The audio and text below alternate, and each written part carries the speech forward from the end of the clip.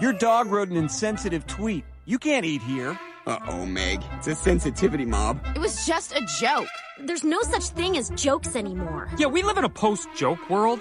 Chris, maybe we should just eat outside? No, Meg, we're eating here. I'd like to see you try. It's Rapid Time!